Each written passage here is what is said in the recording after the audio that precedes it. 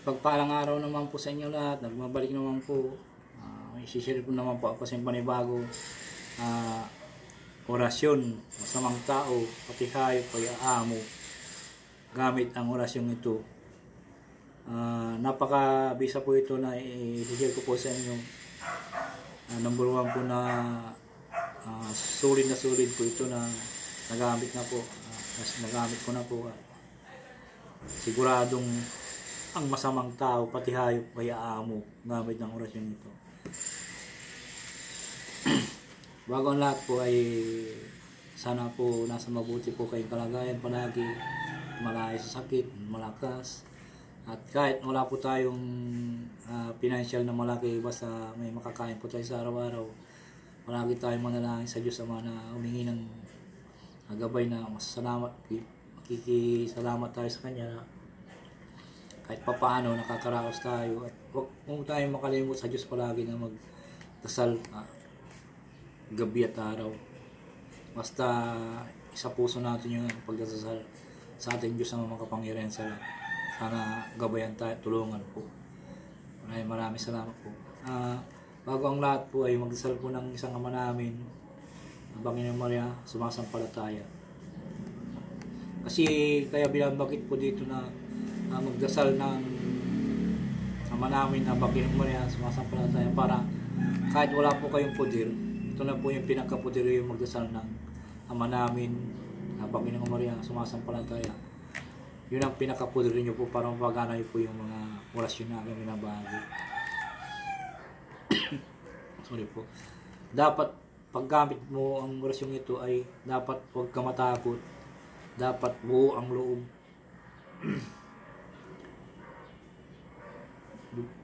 Buong loob mo. Kung ang hayop ay tao na may gustong magtangka sa iyo o umabangis na hayop, titigan mo lang ng ubos diin sa pagitan ng kanyang mga mata at usalin ang orasyon na ito ng 3 beses bago ang lahat ay magdasal muna ng isang ama namin at ang Panginoong Maria, sumasampalataya. Sunod po yung orasyon.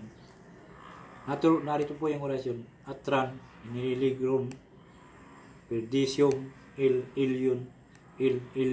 Dios bulhum. Atran, inilirum, perdisium, il Dios bulhum. Atran, inilirum, perdisium, il Dios bulhum. 3 beses po usalin po itong orasyon na ito at titigan, ubos diin ng hayop o tao sa pagitan ng mga mata, at dapat huwag ipakita ang kaduwagan o nervyos, tapang at itiwala sa sarili ang ipagkaloob sa inyong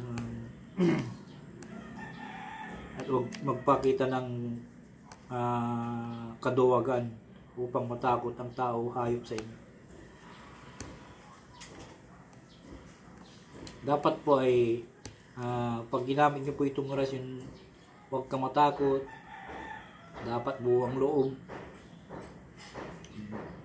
mo para ang hayop at tao ay may gustong magtangka sa iyo o mabangis na hayop, at titigan mo ng ubos diin sa pagitan ng kanyang mata at usalin ng orasyon 3 beses. Napakabisa po ito at sana po kahit ano pong hayop, aso, lahat po mga hayop, basta hayop, makukuha nyo po dito.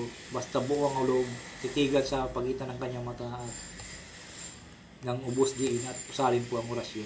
Dapat po ito ay maisulo po nyo para kahit saan kayo pumunta, dala-dala nyo po sa isip nyo po lamang ang salitang ito na buhay. Sana po nagustuhan po nyo at mag-like, share para kikin ko kayo palagi sa ating susunod na video. At magkalimutan po mag-subscribe at pindutin na rin po ang bell icon para maganda po yung kon natin. Maraming salamat po at pa-shout out po sa inyo lahat. Maraming salamat po. Narito po yung orasyon.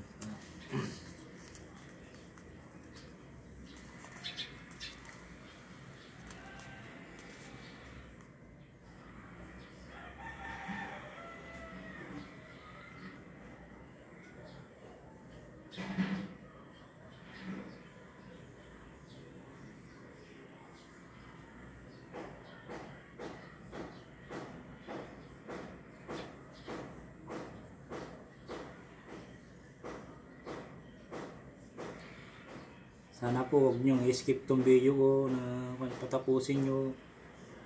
Kung hindi nyo masyado mabasa, ulit-ulitin po nyo na para nyo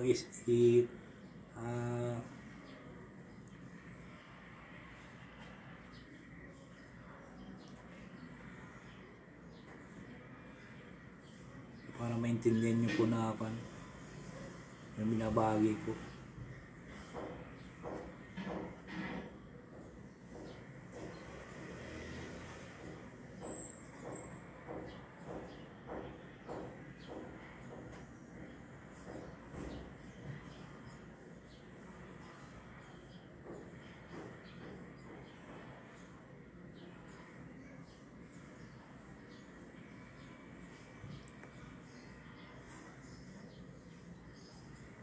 Maraming salamat po. Shout out sa inyong lahat. Bye bye po. Bye bye po.